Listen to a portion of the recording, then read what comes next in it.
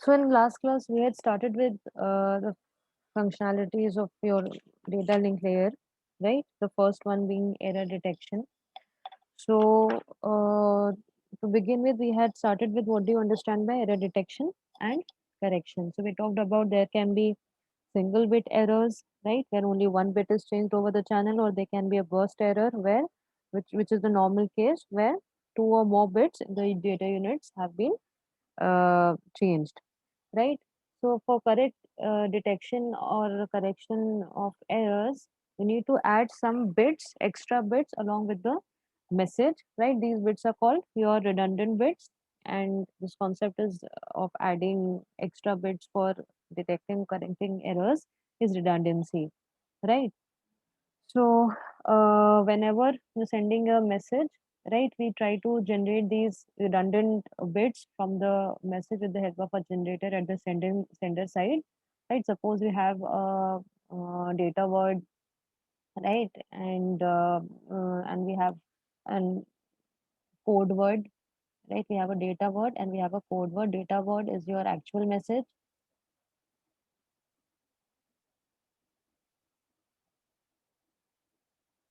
and then you have your code word. We had talked about it last time also, right? Your data word, suppose, is of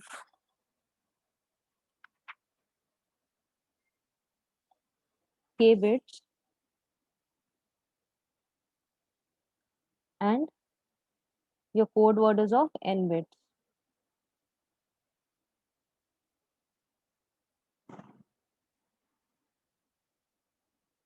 So what we are doing, these extra bits which we are adding, suppose they are r.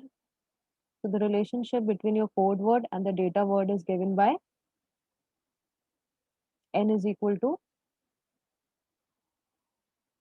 k plus r, right?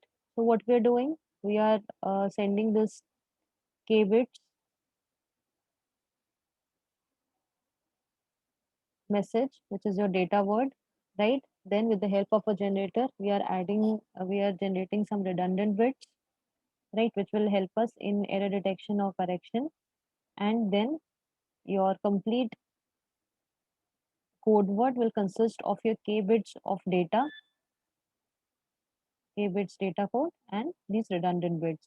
Then these together will be sent over the channel, unreliable channel, where your noise and all noisy channel will be there, because of which there might be uh, some corruption in data. It will be sent over to the receiver, and the receiver, what it will do, from this information received, there will be some checker code. This checker code, it will try to detect or correct the errors, right? If there is any in case of error detection, if there is any error found, then in that case it will be discarded, right? And if it is not, then in that case it will be accepted. How it will be accepted? Your redundant bits will be removed, and your actual k bits data code word will be sent, right? So from k bits, we had discussed it last time also, you can have 2 to the power k data words, and corresponding to them with 1-to-1 mapping, you have your 2 to the power n code words, right? There won't be 1-to-1 mapping. Why? Because these n 2 to the power n words, n bits will be consisting of k plus r bits. So in that case, only 2 to the power k of the 2 to the power n code words will be valid. The rest of them will be invalid, right? So out of these, only 2 to the power k will be the valid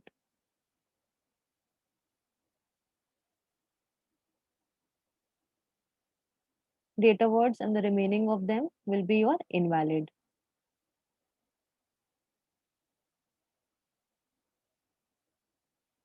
Remaining will be invalid.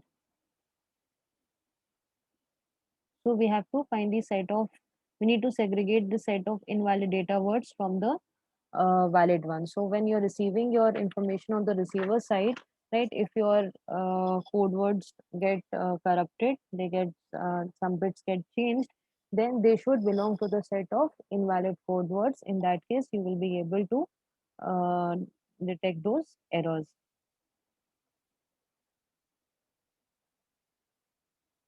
Right, and this entire thing is based on your modular 2 arithmetic, which we'll be discussing with the examples, then it will be more clear. And I guess more or less everyone is aware how modular 2 arithmetic works, simply by XORing the bits. The concept of XOR is same. If the bits are same, then you get the result as 0. If the bits are different, then your result is 1. Right? So this we had discussed, right? If you've got 2 to the power k data words, then for each of these 2 to the power k data words, you will be having valid 2 to the power k code words valid, and rest of them will be invalid, right? So this example we had seen, if you have n bits code word and k bits data word, right? In that case, your 2 to the power k, that is 2 to the power 4, is your data words, while code words are 32, that is 2 to the power 5, and out of which only 16 of them will be valid code words. The rest of them will be your invalid ones, right? Let's see an example.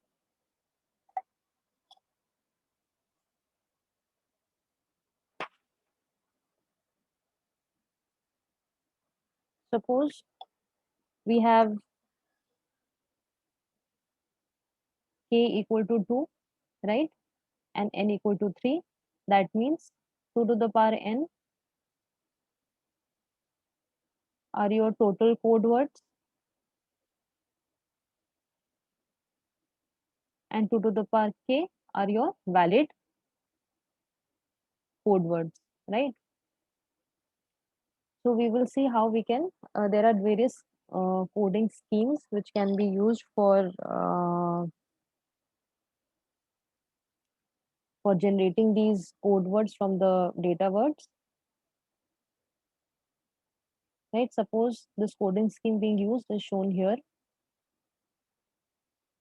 These are your original message, or the data words are 00011011, and they are being through some coding scheme, nothing specified here, they are being coded as 3 times 0, 0, 1, 1, 1, 0, 1, 1, 1, 0, which means we are adding some redundant bits to them for identifying your errors, right? So suppose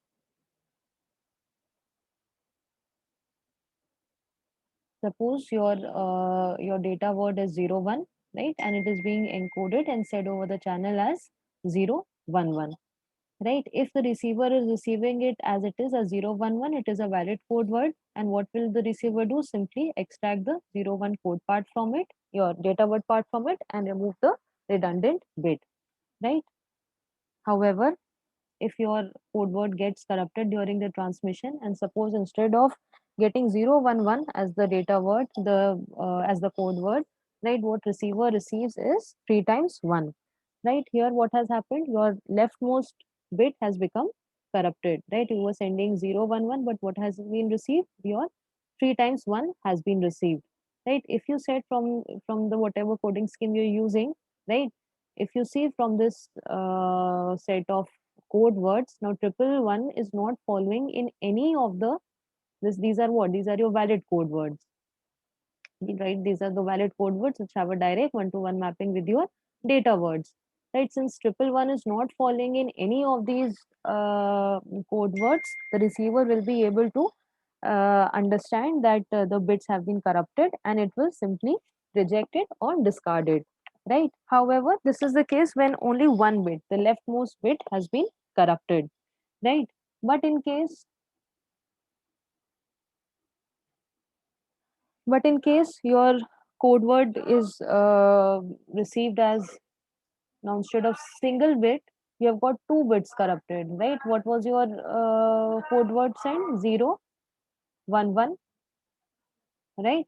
But here, instead of single leftmost bit, you have got two bits corrupted, right? You have got your two rightmost bits corrupted, right? In this case, what happened? Only one bit was corrupted, you were receiving it as 111, so you were able to see from the list of valid code words it did not belong to any of them, so it was simply discarded, right?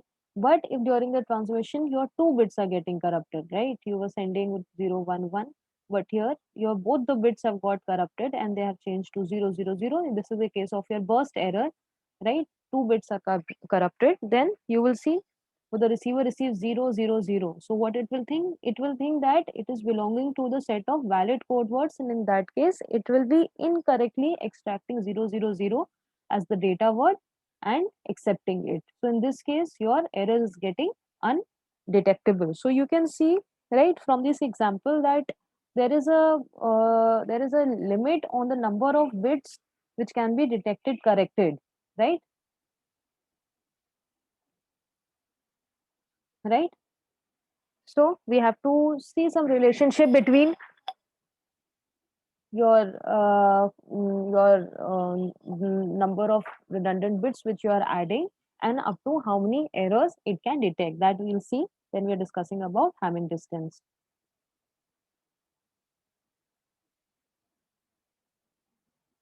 Now let's see another example here.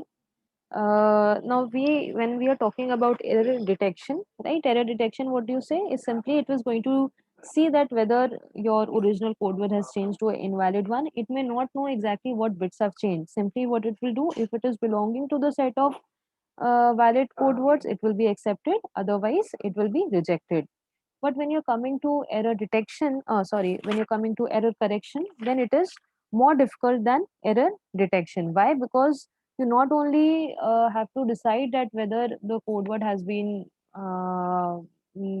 corrupted or not, but you should also be able to find your original code word sent, right? So for error correction, the number of redundant bits which we need to add are more, right? Suppose our whatever coding scheme we are using for encoding of your data word to the code word, right? For error detection, we just required for detecting up to one bit error, we just needed to add one bit, one extra bit in the code word, right? But for error correction, how many bits we are adding? We are adding three, three, uh, three redundant bits, right? So just see, let's discuss this example here. Right, so you see this table here, the data words are there and they are being sent as code words with three extra redundant bits added for error correction, right? So we'll try to see if your receiver is able to correct the errors, right? In the in up and how to how many errors it will be able to correct, right? Suppose the code word is which is being created by the sender is 01011, okay, तो code word मान के चलिए कहीं पे corrupt हो गया translation के time पे, now it is being received as 01001. That means your second bit from right hand side is getting changed to 0, right? So we will see that only we know that this coding scheme, this particular coding scheme is able to detect only one error. Okay, one error can be corrected by this, right? So receiver, on the assumption that only one bit has corrupted, it will use the following strategy to decide that which bit has got corrupted, and it will be able to correct it, right? So supposing the code word which was received, right? What is the code word received here? We were sending, we were sending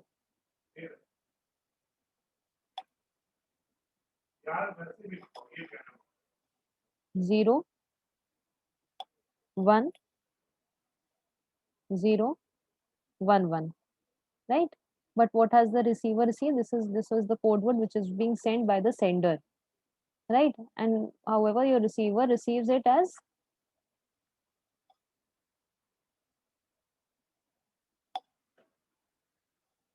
01001, right? And here we know that the receiver is making an assumption that only one bit has got corrupted. One bit is corrupted. So let's see with this coding scheme whether your receiver will be able to correct that error or not, right? So comparing the received code word with the first code word, if you see, right, what is the first code word? Our first code word is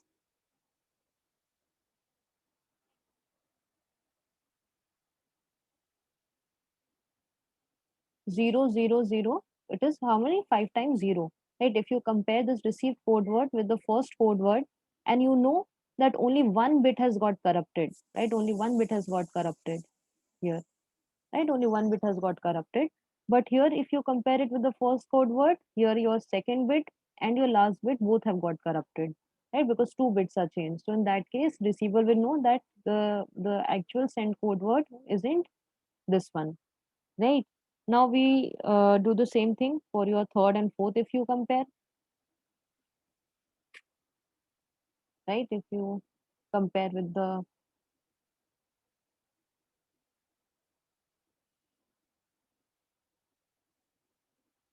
if you compare this code word with this case and your last case, right? Here also, if you see the receivers on comparison, see that here also two, there is a difference of 2 bits, right? Here like you're sending 01001, right? But the third and fourth case, if you're comparing it, there is a difference of more than 2 bits, and we know that only one bit has got corrupted. In that case, it is not belonging to the set of code words also, right? However, for the second one, right, your receiver has received it as how? 01001, right? In this case, there is a difference of only one bit, which is this is the your second last bit, right? So in that case, the receiver will be able to find out that the valid code word was 01011, right? So this this error could be corrected. Your receiver is able to find, right, that the original code word must be your second one, right? So it simply replaces your 01001 with 01011 with this valid code word. So in this case, if there is only on the assumption that only one bit is got corrupted, your receiver is able to detect this, sorry, is able to detect the error, yes, and it is also from the set of valid code words, it knows that which is the right code word there. So if you see from these two coding scheme, there is definitely some relationship between up to how many errors which can be detected and corrected, and the number of redundant bits you are adding, right? So this is defined by your Hamming distance, right? We'll be studying a little about Hamming distance. What is Hamming distance? What is minimum Hamming distance? And how this minimum Hamming distance is going to help us determine how many errors a particular coding scheme, a particular block code can detect or correct, right? So suppose we have some if we want to detect up to say s errors, right? Then what should be the minimum Hamming distance between the send code word and the receive code word, right? And in case you want to correct up to s errors, then what should be the case, like what should be the minimum Hamming distance between your send code word and your receive code word. So this is going to be determined by your Hamming distance. So Hamming distance, what it is? Hamming distance in general, if you talk about as a definition, it is a distance between two words, right? The Hamming distance between two words is the difference between the corresponding bits, right? We will see an example here.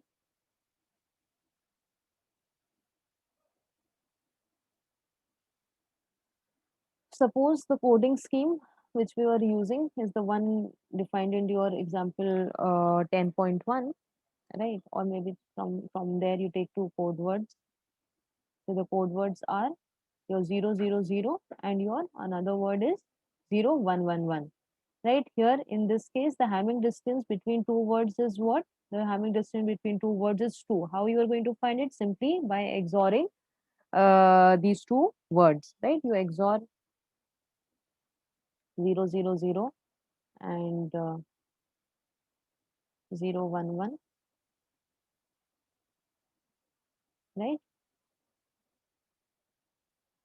What do you get? You get 011. How many number of ones are here? Number of ones is 2. So the Hamming distance between two code words is 2. Similarly, if we are to find the Hamming distance between these two code words, what it will be? You're going to do the XOR of it, and the number of ones in the result of the XOR is going to be defined as your Hamming distance between these two pair of words, right? So if you are given a set of block codes, right? If you're given a set of block codes, right? So the minimum Hamming distance, what it is the smallest Hamming distance between all possible pairs in a set of words. Like whatever block code we are given or whatever coding scheme we are using, and we get a set of code words, right? Your Hamming distance, minimum Hamming distance is defined as the smallest Hamming distance between all pair of possible words in that set of words. Let's just take this example, then it will be more clear, right? If we were using the scheme which was defined in table 10.1 coding scheme, right? And where, what was it?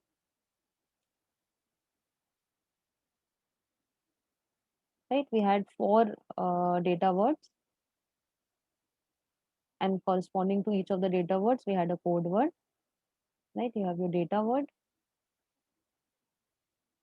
and you have your that whatever coding scheme it was finding a corresponding code word for it. So your data words, supposing they are 00, they are 01, they are 10,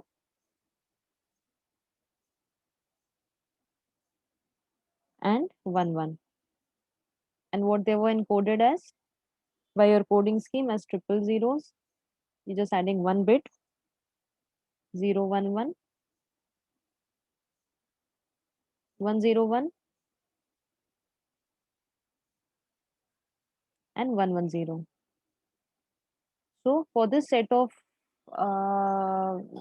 code words, right? For the set of words, right? How we are going to find the minimum Hamming distance? Minimum Hamming distance, what you'll do? You have to find the Hamming distance between all pairs of words, right? So you're going to find the Hamming distance between 000 and 011, right? What it is coming to? It is coming as 2. Then you find the Hamming distance between this and your third code word, which is coming as 00, Hamming distance between 3 times 0 and 110, which is again 2, right? Then you find the Hamming distance between, right, 011 and 101. Here again it is coming to 2, right? The Hamming distance between this pair of words. Then you find the Hamming distance between 011 and your 110, right? Here again, your Hamming distance is coming as 2. And finally, between the last pair of words, that is 101 and 110. Again, your Hamming distance, how much it is coming to? 2. So of the lot, you take the minimum of it. Minimum here in this case is 2. So we say for this particular set of words, the minimum Hamming distance is 2, right?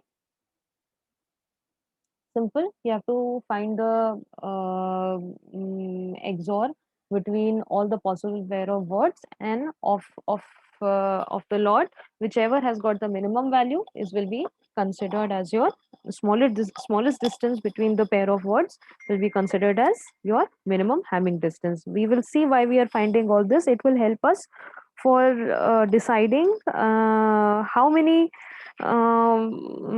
errors this this coding scheme will be able to detect, right? How many errors it will be able to detect, and how many errors it will be able to correct, right? This relationship is being established with the help of your minimum Hamming distance. So this relationship we'll see.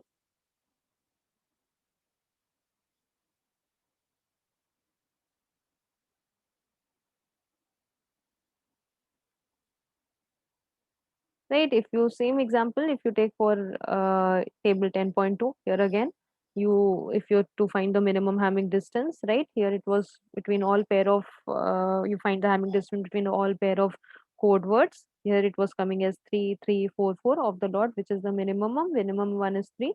So we say the minimum Hamming distance for this particular coding scheme or for this particular set of code words is 3, right? Then we have a relationship between how many errors a particular, as I said, scheme will able to detect, and what is the Hamming distance, minimum Hamming distance in a block of code, right?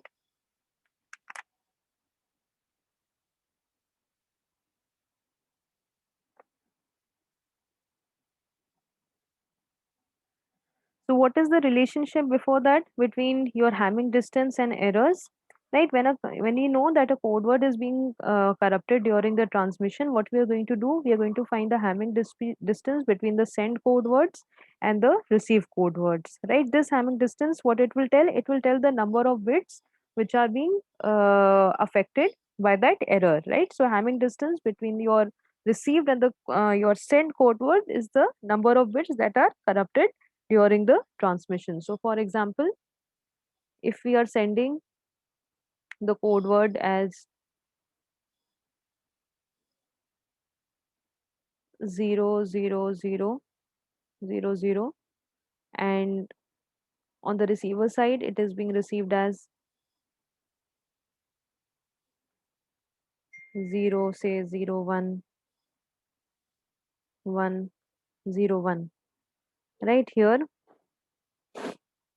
if you find the Hamming distance between the two, it is 3 bits, right? It is 3. So we'll say that here in this case, this Hamming distance will tell that that three bits have been corrupted. There are 3 bits which are in error. Okay. So now we're just trying to find the relationship between the minimum Hamming distance and the number of errors it can detect, right? The relationship between minimum distance for error detection is given by this relationship, right? D minimum, your minimum Hamming distance between the set of code words should be equal to s plus 1. What is s here? S is the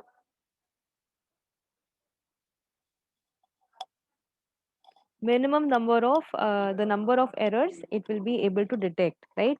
For a coding scheme to detect up